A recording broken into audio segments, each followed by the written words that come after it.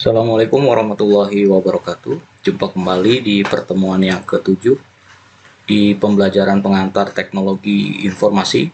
Kali ini kita akan bahas tentang keamanan informasi.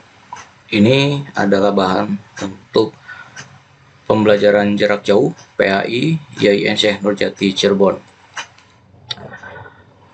Apa sih keamanan informasi dan apa pentingnya? Nah, perlindungan data pribadi atau keamanan informasi itu memastikan perlindungan data pribadi atau individu ya dalam era di mana banyak transaksi digunakan secara daring dan data pribadi disimpan dalam bentuk sistem komputer. Penting untuk memastikan bahwa informasi sensitif seperti nama, alamat, nomor telepon, dan informasi keuangan tetap aman dari akses yang tidak sah. Nah, sekarang bagian mana nih yang sudah melekat pada kita? Bagian yang sudah melekat pada kita yang sebagai personal identity, yaitu pertama pasti NIK ya. Pasti NIK. Yang kedua adalah nomor handphone. Yang ketiga adalah email. Nah, jadi di antara tiga inilah yang sekarang sangat penting dan digunakan sebagai personal identity ya. Jadi kalau misalkan Bapak Ibu ditanya NIK, maka NIK itu sekarang sudah terintegrasi dengan Disdukcapil ya. Jadi beberapa aplikasi yang sudah terintegrasi ke sana. Sehingga pada saat kita isi data asal-asalan itu nggak bisa. Kemudian nomor handphone. Nomor handphone itu data yang penting saat ini karena semua transaksi itu beberapa menggunakan verifikasi melalui OTP. Nah, OTP singkatan dari Online Transfer Protocol, di mana menghasilkan biasanya 6 digit ya yang dikirimkan melalui SMS. Kenapa tidak melalui WA? Kalau melalui WA, maka WA itu bisa dibuka di beberapa device ya atau di perangkat. Sedangkan melalui SMS, SMS hanya bisa dibuka di handphone yang ada nomornya tersebut. Nah, jadi itu nomor handphone atau handphonenya itu sangat penting sekali pada saat sudah didaftarkan, maka Bapak Ibu tidak seenaknya mengganti nomor handphone yang sudah didaftarkan tersebut. Kemudian satu lagi adalah email. Nah, Bapak Ibu gunakan email yang untuk stabilnya ya, maksudnya yang sebagai identitasnya. Nah, tolong email ini tidak ganti-ganti ya. Boleh nggak nambah email? Boleh banget ya. Bapak Ibu punya 30 email juga nggak apa-apa. Tapi ada satu email yang sebagai identitas yang nggak boleh diganti-ganti gitu. Terus kalau misalkan kena hack bagaimana? Nah, sekarang ada verifikasi 2 langkah, di mana email itu pada saat dihack itu bisa dipulihkan kembali melalui nomor handphone. Nah, itu sebabnya nomor handphone, email, kemudian NIK itu penting sebagai data pribadi kita. Nah, bagaimana cara melindunginya? Itu bagaimana cara kita mengamankannya, gitu ya. Karena celah untuk kejahatan itu mulainya dari sana. Nah, kemudian tentang integritas data. Keamanan informasi itu memastikan integritas data. Artinya, data tersebut tidak dimodifikasi, dirusak, atau diubah tanpa izin. Ini penting terutama dalam konteks bisnis di mana keputusan diambil berdasarkan data yang akurat dan terpercaya. Nah, itulah sebabnya ketiga data yang tadi itu sebagai bukti kepastian bahwa personal yang melakukan transaksi itu benar, gitu ya. Kemudian kerahasiaan data. Keamanan informasi itu memastikan kerahasiaan data yang berarti hanya orang-orang yang berwenang yang memiliki akses ke informasi tersebut. Nah, sayangnya banyak di sistem di kita yang datanya diumbar gitu ya. Bukan dihack tapi diumbar. Jadi bisa dicek kalau misalkan kalian mau cari data saya, itu tinggal diketik aja Mau cari NIP-nya itu gampang, tinggal ketik aja NIP Saluki, nanti langsung muncul di internet. Kenapa? Ada orang-orang yang nggak paham tentang kerahasiaan data, dia mengumbar data tersebut di internet. Gitu. Ini krusial untuk melindungi rahasia bisnis, informasi klien, dan informasi industri dari akses yang tidak sah. Ya, sebenarnya seperti itu. Kemudian ketersediaan data. Keamanan informasi juga mencakup ketersediaan data, yaitu memastikan bahwa data tersebut tersedia ketika diperlukan. Kemudian serangan siber seperti serangan penolakan layanan atau DDoS atau malware dapat mengganggu akses terhadap data yang dapat mengakibatkan gangguan dalam operasi bisnis atau layanan publik. Apa sih DDoS tuh? DDoS tuh seperti kalau misalkan kita contohkan sebuah pipa ya. Bapak Ibu di rumahnya pipanya misalkan setengah in, kemudian dikasih data sebesar 10 in. Nah, itu kalau di pipa itu 10 in masuk ke 1,5 in, kira-kira apa yang terjadi? Akan terjadi antrian. Nah, antrian data. Antrian data ini ya, kalau misalkan kita lihatnya di internet itu dampaknya jadi lemot gitu ya. Dampaknya jadi lemot. Kok internetnya lemot sekali sih? Itu karena ada akses yang masuk yang sangat besar sekali. Nah, sekarang kalau misalkan aksesnya sangat besar sekali, itu biasanya akan menutup aksesnya. Nah, akan menutup akses inilah yang dinamakan internetnya down gitu ya. Nah, itu salah satu serangan yang biasanya menolak layanan, itu karena di DDoS gitu ya, menolak layanan, maka internetnya dibilangnya down gitu ya. Terus ada lagi malware, nanti kita bahas ya di malware ini. Kemudian kepatuhan hukum. Keamanan informasi sering merupakan persyaratan hukum dan regulasi. Ini banyak negara yang telah memperkenalkan undang-undang perlindungan data yang mengatur bagaimana data pribadi harus dikelola, disimpan, dan dijamin keamanannya. Di Indonesia itu kita punya undang-undang ITE dengan denda yang cukup fantastis ya, antara 1 sampai 2 miliar. Nah, cuman untuk pelaksanaannya itu hanya masuk ke ranah-ranah yang mengganggu saja, terutama mengganggu penguasa ya.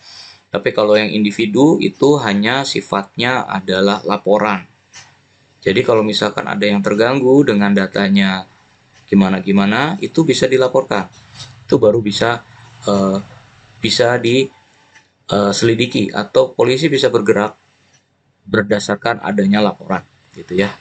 Kemudian ada lagi perlindungan reputasi. Keamanan informasi membantu melindungi reputasi organisasi. Jadi pelanggaran keamanan yang mengakibatkan kebocoran data, serangan siber dapat merusak kepercayaan pelanggan, investor, dan mitra bisnis. Jadi misalkan gini, kita punya toko layanan ya, kemudian toko layanan itu error mulu. Nah, itu reputasinya akan terganggu gitu ya. Perlindungan data yang kuat dapat membantu organisasi mempertahankan reputasi mereka dan membangun kepercayaan dengan pemangku kepentingan. Pemangku kepentingan ini siapa? Ya, kliennya ya. Kemudian inovasi dan pengembangan bisnis. Keamanan informasi itu mendukung inovasi dan pengembangan bisnis dengan memastikan bahwa data rahasia dan strategis dilindungi dari akses yang tidak sah. Nah, itu biasanya ada di klausul pada saat kita submit sesuatu gitu ya. Kemudian dengan memiliki sistem keamanan yang kokoh, organisasi dapat merasa lebih nyaman dalam berbagai informasi dan berkolaborasi dengan mitra atau pihak ketiga yang dapat mempercepat pertumbuhan dan inovasi. Ini contohnya seperti misalkan Bapak Ibu akses PT KAI ya. Di sana Bapak Ibu pengen pesen ini ya, mau mudik misalkan. Nah, pada saat Bapak Ibu melakukan pembayaran, di pembayaran itu bukan dari PT KAI, tapi ada pihak ketiga yang mengurusi tentang masalah pembayaran.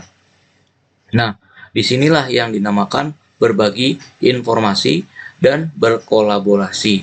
Jadi PT KAI misalkan dengan tiket.com, kemudian sebenarnya adanya di tiket. Kemudian pada saat kita berbayar, itu si tiket.com ini berkolaborasi dengan bank. Pada saat bank itu sudah menerima uangnya, maka data itu dikembalikan dengan cepat ke tiket.com. Misal ya, ini contoh ya, dari tiket.com itu langsung di reverse ke PT KAI, sehingga di PT KAI itu statusnya kita sudah bayar. Cuman karena cepatnya kita mikirnya ada di satu tempat, padahal data kita itu muter-muter. Di sana ada kolaborasi dengan mitra atau pihak ketiga, ya. Ini tujuannya adalah untuk mempercepat pertumbuhan dan inovasi. Jadi tidak mungkin semuanya diurus sendiri, gitu ya. Tidak semuanya diurus sendiri secara langsung. Kita harus melibatkan pihak-pihak yang terkait. Oke. Selanjutnya adalah ancaman keamanan informasi. Nah, yang pertama adalah virus komputer. Adalah program perangkat lunak yang berbahaya yang merusak atau mengganggu operasi komputer dengan menginfeksi atau merusak file, sistem operasi, atau perangkat keras. Virus itu dapat menyebabkan kerusakan serius pada sistem komputer, menghapus atau mencuri data, atau menghentikan operasi bisnis.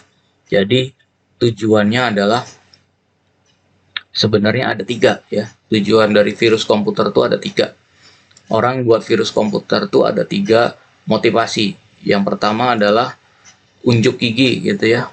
Hanya untuk unjuk gigi aja. Dia tidak ada motif apapun. Hanya pengen nyombong aja. Kemudian yang kedua, itu tujuannya adalah merusak atau menghancurkan. Nah, tujuan merusak atau menghancurkan itu biasanya pesanan dari kompetitornya. Gitu ya. Kemudian satu lagi adalah mencuri data. Terus datanya di mana? Diapain? Itu bisa dijual. Ya, ada yang namanya dark web. Dark web itu tempat jual beli barang data curian, gitu ya. Nah, disitulah data-data, kadang-kadang data-data kita itu ditemukan di sana, gitu ya. Kemudian ada lagi, ya tadi ya, motivasinya ada pun menghapus atau mengenkripsi. Kadang mengenkripsi, yang motifnya adalah uang, ya. Jadi kalau misalkan dari outputnya, dapatnya itu ada dapat bahagia dan satu laginya dapat uang. Nah itu seperti itu ya, cara kerja virus itu seperti itu. Atau dia juga dagangan antivirus gitu ya. Jadi dia yang buat, dia yang ngobati gitu ya.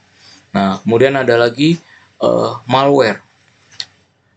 Malicious software adalah kategori luas termasuk perangkat lunak berbahaya untuk mencakup berbagai jenis ancaman. Di malware ini isinya kadang kita sebutnya ada virus, ada worm, ada trojan, ada spyware, ada ransomware. Nah, masing-masing ini nanti coba dicari apa sih bedanya. Kemudian malware itu dapat digunakan untuk mencuri informasi yang sensitif, merusak sistem atau mengambil kendali atas perangkat yang terinfeksi. Nah, malware yang lagi tren saat ini seperti undangan APK. Di sana dia bisa menguasai handphone kita, gitu ya. Dia bisa menguasai handphone kita, dia bisa memata-matai transaksi kita, yang kemudian dia bisa mengambil alih kendali atas perangkat yang kita punya, gitu ya. Itu namanya malware. Terus, bagaimana solusinya? Bagaimana solusi untuk supaya nggak kena yang seperti ini? Solusinya adalah akseslah akses yang resmi gitu ya. Akses yang resmi, terus tidak aneh-aneh, terus tidak kepo terhadap link-link yang kira-kiranya menarik gitu ya. Apa sih link yang menarik? Misal satu hari bisa dapat uang 1 miliar. Nah itu kan kadang-kadang menarik, pada saat kita klik itu terinfeksi gitu. Kemudian ada orang yang mengirim foto, kita klik. Nah, padahal itu bukan foto tapi PDF, ya. Nah, bukan PDF, padahal APK gitu ya. Jadi kita nggak perlu kepo terhadap kiriman orang-orang yang nggak dikenal. Satu.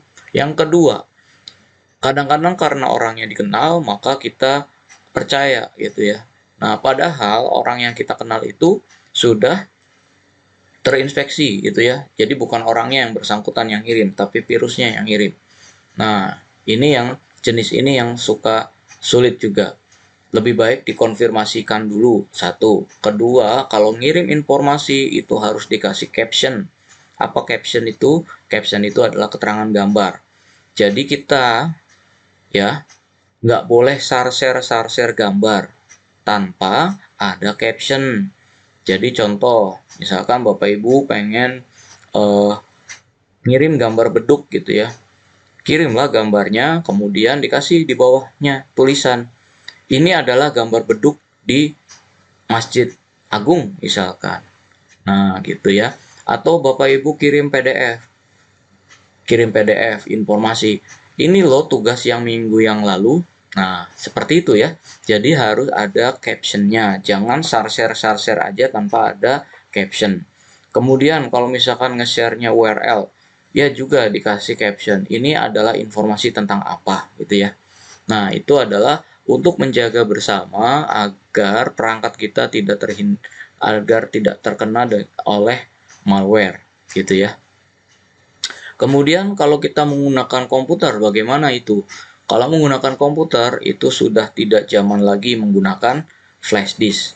Bagaimana pertukaran data? Pertukaran data kirim melalui email. Karena di email sudah ada antivirusnya ya. Kalau misalnya kita kirim virus, maka akan ditolak sama si email tersebut gitu ya. Terutama di Google itu sudah sangat aman. Oke, kemudian ada lagi yang namanya hacking. Hacking adalah upaya dilakukan oleh individu atau kelompok untuk memasuki sistem komputer atau jaringan tanpa izin dengan tujuan mencuri informasi, merusak sistem, atau melakukan tindakan kriminal lainnya. Nah, tapi ada juga yang dinamakan hacking ini adalah proses untuk testing gitu ya, untuk testing keamanan. Jadi yang namanya hacking ini tidak selalu dia jadi sebuah kejahatan gitu ya. Yang jahat itu cracking ya, cracking itu yang jahat gitu ya. Kemudian ada hacker. Hacker dapat menggunakan berbagai teknik seperti brute force attack. Nah, brute force attack ini adalah coba-coba gitu ya. Jadi kalau misalkan Bapak Ibu punya passwordnya AI gitu ya namanya. Nah, maka pada saat di brute force itu si orang itu akan mengeceknya AA, AB, AC, AD, A. Nah, terus sampai ketemu pas AI lah, itu berapa kali percobaan, langsung selesai. Itu coba-coba seperti ini namanya brute force attacks. Itu sebabnya password itu sekarang diminta pakai huruf besar, huruf kecil, angka, dan simbol. Huruf kecil itu ada 26 ya. Huruf besar ada 26. Angkanya ada 10. Kemudian lambangnya ada berapa tuh? Dihitung. Nah, jadi banyak sekali yang akhirnya brute force itu tidak bisa digunakan ya.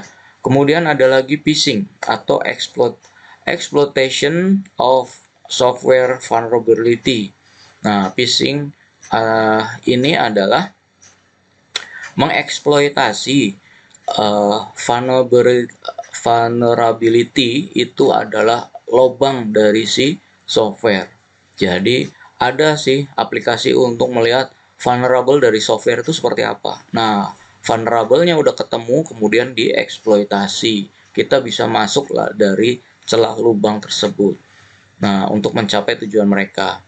Kemudian ada lagi yang namanya phishing. Phishing adalah teknik serangan yang digunakan untuk mencuri informasi pribadi seperti nama pengguna, sandi, atau informasi finansial dengan menyamar sebagai entitas terpercaya melalui email, pesan teks, atau situs web palsu. Nah, di phishing ini biasanya ya tadi nyamar jadi nama orang lain, minta pulsa. Nah, padahal bukan orang tersebut. Caranya bagaimana? Ganti namanya, dia tuh namanya sama, fotonya sama, terus dia kenalan dulu, bukan kenalan ya kan udah kenal, terus dia minta tolong saya lagi terdesak nih, HP-nya ini juga bukan HP-nya ya. Saya nggak punya pulsa, saya masuknya dari WiFi. Coba bisa transferin pulsa supaya saya mau pergi dari sini, misalkan. Nah, itu seperti itulah. Atau situs web palsu, misalkan klik BCA. Nah, klik BCA, tapi nulisnya klik atau apa gitu ya. Nah, di sana mirip-mirip. Nah, mirip-mirip itu namanya phishing nantinya ketemunya ya. Kemudian penyerang itu biasanya mengirim pesan yang mengelabui korban agar memberikan informasi yang sensitif atau mengklik tautan untuk mengarah ke situs palsu tersebut. Jadi Bapak Ibu pada saat di WA sama orang nggak kenal, ya udah nggak usah kepo, hapus aja. Nggak usah pengen tahu dan nggak usah diceramahin dan nggak usah apa-apa. Udah diabaikan saja, langsung hapus. Dah. Nanti kalau dia perlu, dia akan kirim ulang. Gitu. Kemudian ancaman-ancaman keamanan informasi dapat menyebabkan kerugian finansial, reputasi, dan kehilangan kepercayaan pelanggan atau mitra bisnis. Iya, pasti ya. Jadi kalau misalkan ada atasan kita tiba-tiba WA, tapi itu bukan atasannya ya, tapi orang palsu. Nah, yang seperti itu nanti kita akan jadi curiga. Pada saat dia WA, ini orang beneran atau enggak ya? Nah, reputasinya turun.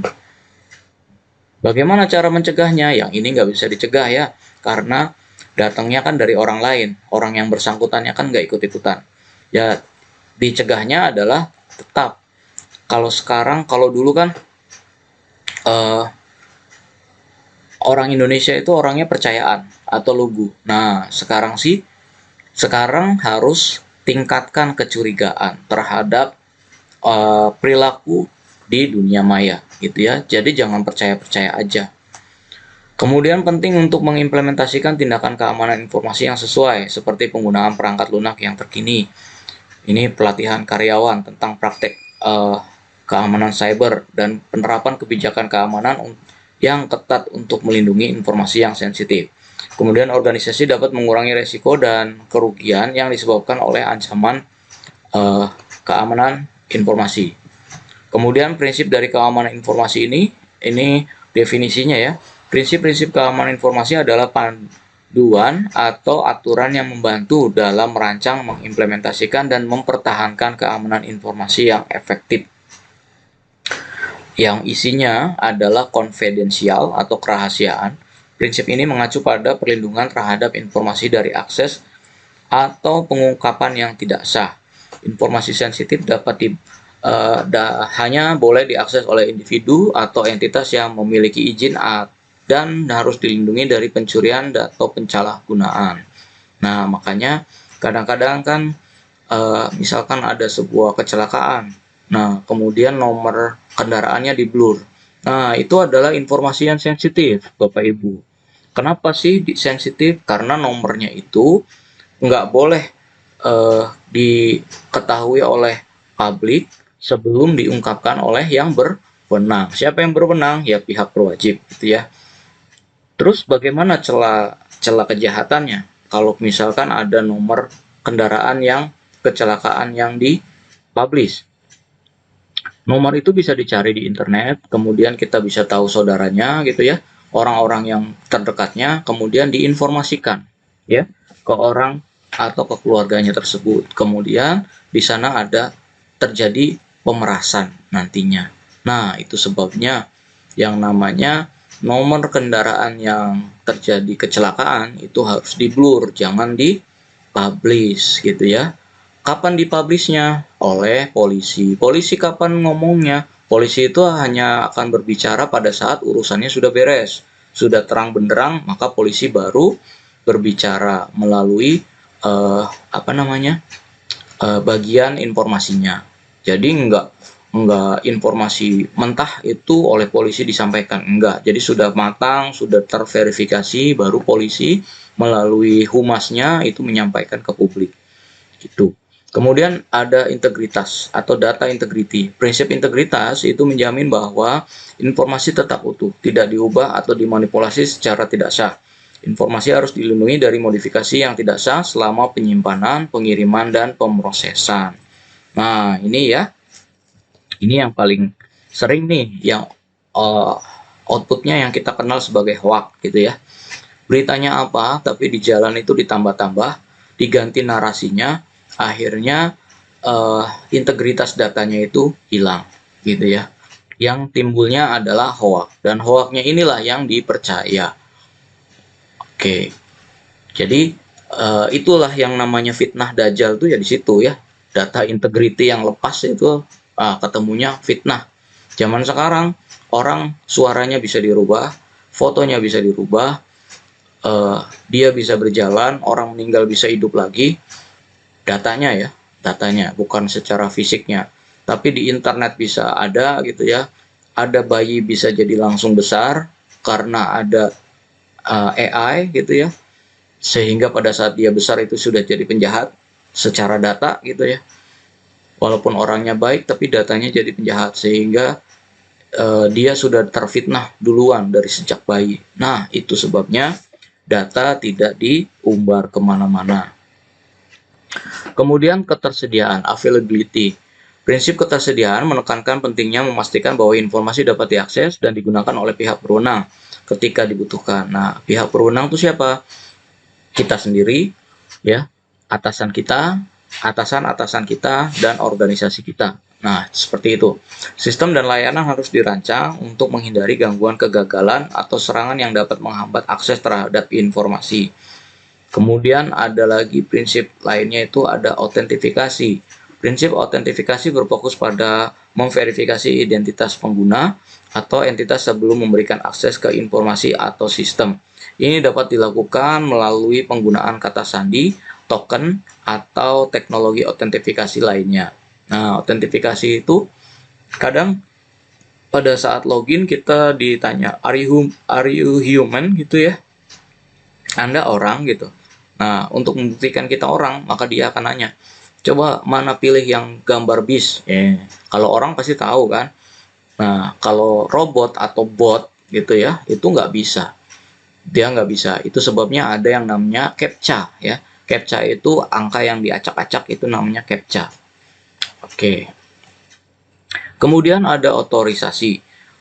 Prinsip otorisasi adalah memastikan bahwa pengguna atau entitas hanya memiliki akses terhadap informasi atau sumber daya yang sesuai dengan wewenang mereka.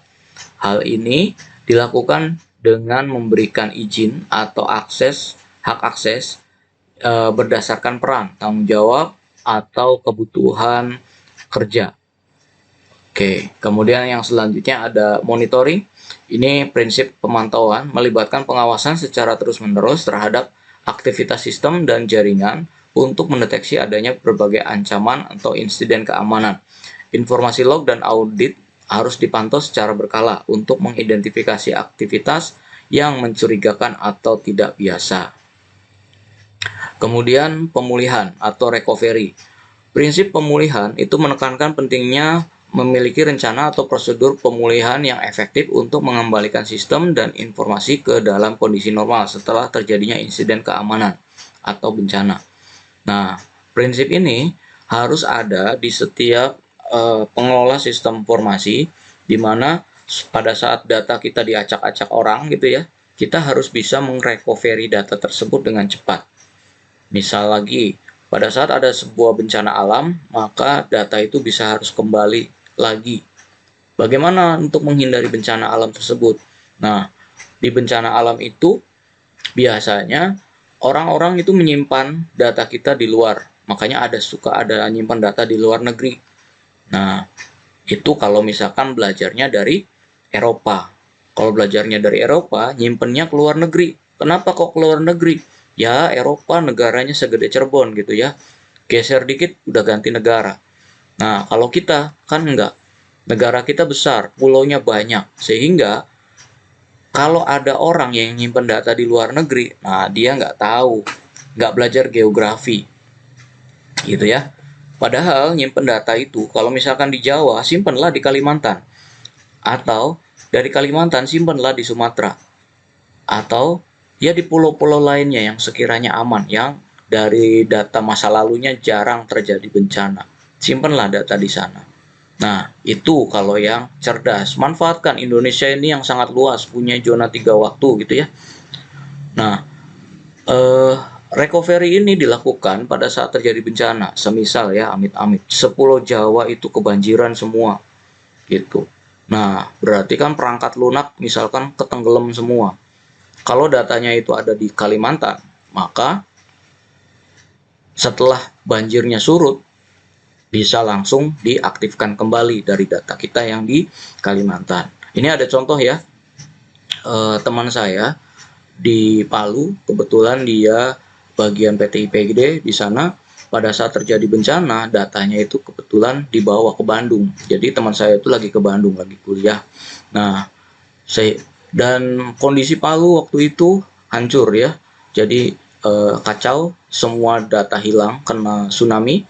Nah, karena ada data dari yang dia bawa, maka bisa recovery dengan cepat gitu ya, dibanding dengan nggak ada data sama sekali, itu nggak bisa ya.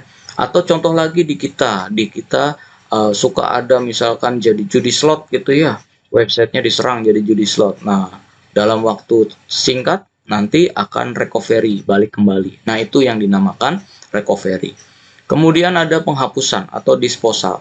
Prinsip penghapusan mengatur pengelolaan informasi yang tidak lagi diperlukan dengan aman dan sesuai dengan kebijakan dan regulasi yang berlaku. Informasi yang sudah tidak diperlukan harus dihapus secara permanen untuk mencegah akses yang tidak sah atau penyalahgunaan. Disposal. Nah, disposal, Bapak Ibu pasti pernah mendengar. Kapan ijazah itu dibakar? Itu ya, coba dicari. Kapan waktu tunggu ijazah itu dibakar? Misalkan begini, ada SD, misalkan ada SD. Kapan SD itu menghapus datanya? Kapan menghapus data ijazah siswanya? Apakah 25 tahun? Apakah 50 tahun? Nah, itu ada aturannya, gitu ya. Pun dengan data. Dengan data, kalau misalkan kita berhubungan dengan borang, itu ada TS-6. Jadi TS itu adalah yang sekarang, min 6 adalah yang dikurangi 6 ke belakang. Nah, kalau kita mau jaga-jaga lagi, dari TS min 6 dikurangi 6. Sehingga data yang masa lalunya di mana? Disimpan di tempat yang lain. Sebenarnya bukan dihapus, tapi dipisahkan. Tujuannya supaya apa? Supaya nggak berat sistemnya. Satu, nggak berat. Kalau misalkan yang data fisik bagaimana? Data fisik itu biasanya nanti ya tadi, yang tadi kalau udah lama banget itu dibakar. Terus bagaimana dengan skripsi? Skripsi misalkan tebalnya 2 cm 2 cm, mahasiswanya 2000, 2 cm kali 2000, tuh udah berapa ketebalannya? Itu rumah satu angkatan Bapak Ibu aja, kalau 2000 skripsi, kebayang kan? Nah, kapan skripsi itu harus dihancurkan? Nah, itu maka kebijakan itu ada ya, kebijakan untuk penghancuran skripsi itu ada pada saat tahun tertentu, 5 tahun terakhir, 5 tahun ke belakangnya dihilangkan ya, dihilangkan. Kenapa kok dihancurkan, nggak dijual aja? Kalau dijual nanti nama Bapak Ibu ada di bungkus gorengan gitu ya. Kalau dihancurkan itu bukannya dibakar sebenarnya, tapi dilebur jadi kertas kembali gitu ya. Itu adalah disposal. Jadi waktunya kalau misalkan sudah lama sekali, baru skripsi itu disposal. Kenapa harus disposal tadi? Mengurangi space tempat. Kedua, sudah informasinya sudah tidak akurat lagi sehingga perlu disegarkan. Nah, tapi sekarang ini dengan adanya repositori, skripsi dari zaman masa lalu pun bisa diakses ya, karena bentuknya digital. Nah, kalau bentuk digital itu untuk bangsa penelitian itu sangat penting sekali Bapak Ibu. Jadi tidak ada penghapusan data sebenarnya kalau yang digital untuk informasi-informasi yang data skripsi. Yang dihapus data apa? Bukan dihapus, dipindahkan. Itu adalah data mahasiswanya. Itu dipindahkan kalau misalkan alumni yang sudah puluhan tahun itu dipindahkan. Tujuannya adalah agar tidak tercampur dengan data yang baru gitu ya. Bukan dihapus sebenarnya. Oke. Oke, kesimpulannya, dengan mengikuti prinsip-prinsip keamanan informasi ini, organisasi dapat mengidentifikasi, mengevaluasi, dan mengelola risiko keamanan informasi dengan lebih efektif, sehingga menjaga keamanan, integritas, dan ketersediaan informasi yang vital. Tugas untuk menjaga keamanan informasi ini adalah tugas individu, tugas pengelola, tugas organisasi, dan tugas kita semua. Jadi, pada saat kita ada yang lemah secara informasi, maka akan berdampak pada kesemuanya. Jadi kayak misalkan HP Bapak Ibu diretas, maka Bapak Ibu itu secara otomatis si virusnya itu suka ngirim WA, ngeblas WA di seluruh kontak yang ada di Bapak Ibu, sehingga kalau misalkan ada yang tertular, diklik juga nanti nyebarin lagi. Nah, itu kan berarti untuk menjaga ini dimulai dari individu, juga organisasi ya. Baik, itu saja yang bisa disampaikan. Terima kasih. Semoga bisa dipahami. Assalamualaikum warahmatullahi wabarakatuh.